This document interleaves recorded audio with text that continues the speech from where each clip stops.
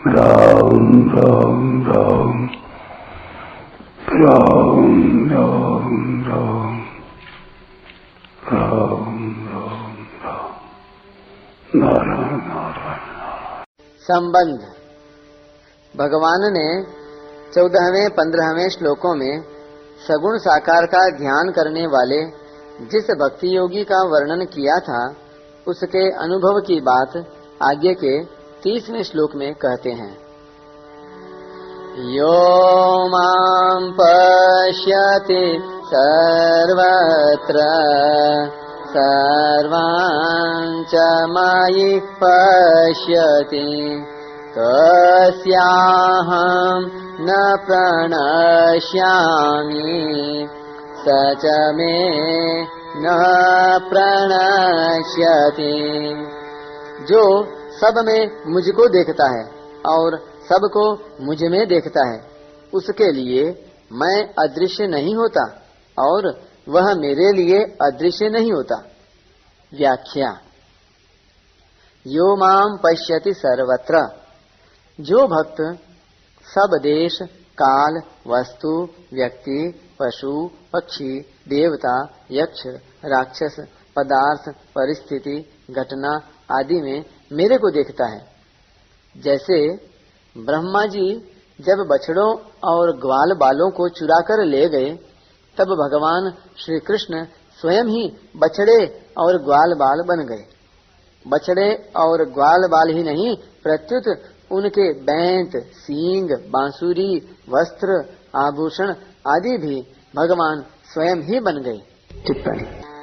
यावद् वत्सपवत्स काल्पकवपुर् यावत् कराङ्घ्र्यादिकाम् यावत् यष्टिविषाण वेणुदलशेक् यावद् विभूषाम्बरम् यावत् शीलगुणाभिधा कृतिवयो यावत् विहारादिकाम् सर्वं विष्णुमयं गिरोऽङ्गवदजः सर्वस्वरूपौ बभौ।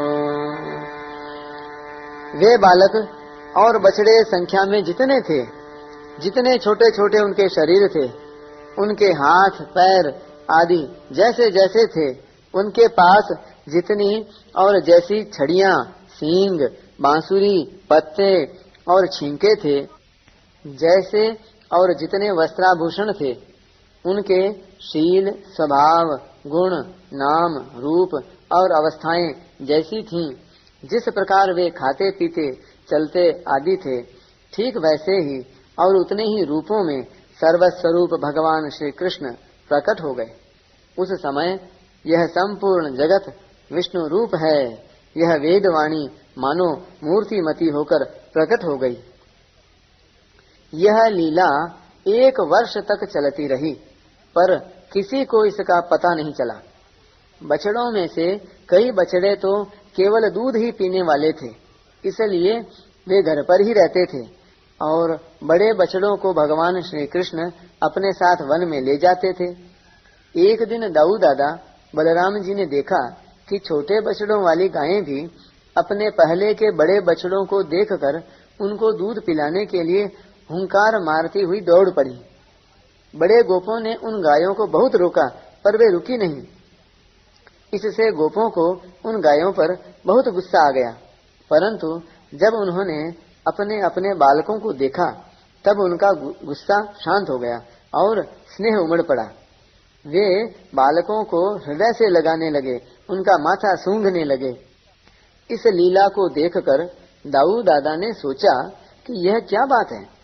उन्होंने ध्यान लगाकर देखा तो उनको बछड़ों और ग्वाल बालों के रूप में भगवान श्री कृष्ण ही दिखाई दिए। ऐसे ही भगवान का सिद्ध भक्त सब जगह भगवान को ही देखता है, अर्थात उसकी दृष्टि में भगवत सत्ता के सिवाय दूसरी किंचन मात्र भी सत्ता नहीं रहती। सर्वं च मयि पश्यति।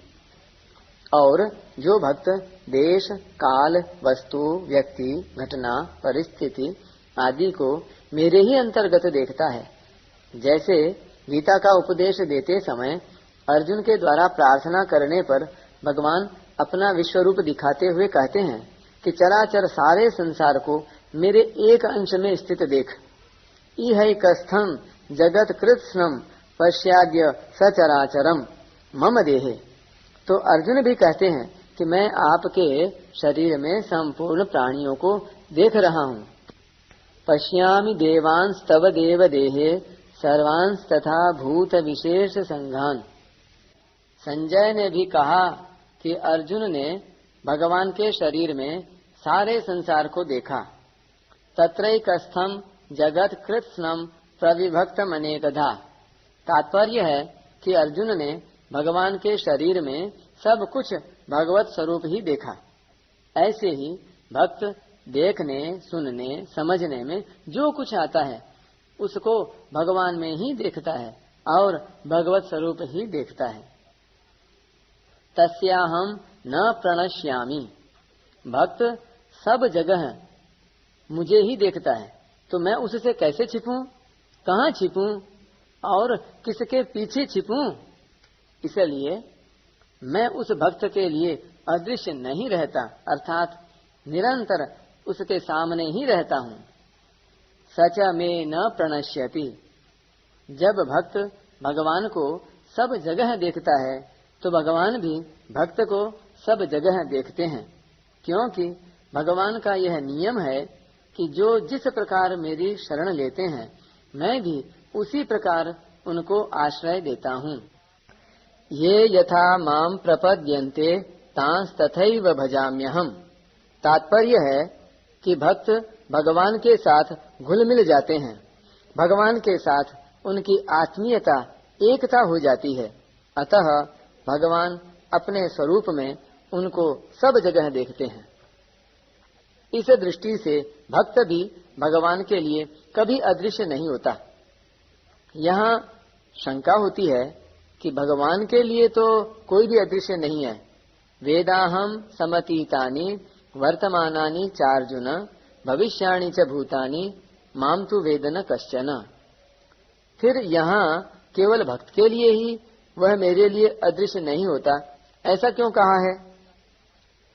इसका समाधान है कि यद्यपि भगवान के लिए कोई भी अदृश्य नहीं है, तथापि जो भगवान को सब जगह देखता है उसके भाव के कारण भगवान भी उसको सब जगह देखते हैं। परंतु जो भगवान से विमुख होकर संसार में आसक्त हैं उसके लिए भगवान अदृश्य रहते हैं। नाहम प्रकाशः सर्वस्य। अतः उसके भाव के कारण वह भी भगवान के लिए अदृश्य रहता है। जितने अंश में उसका भगवान के प्रति भाव नहीं है उतने अंश में वह भगवान के लिए अदृश्य रहता है। ऐसी ही बात भगवान ने 9वें अध्याय में भी कही है कि मैं सब प्राणियों में समान हूँ, न तो कोई मेरा द्वेषी है और न कोई प्रिय है, परंतु जो भक्ति पूर्वक मेरा भजन करते हैं वे मेरे में हैं और मैं उनमें हूँ। परिशिष्ट भाव। पूर्व श्लोक में आत्मज्ञान की बात कहकर अब भगवान परमात्म ज्ञान की बात कहते हैं।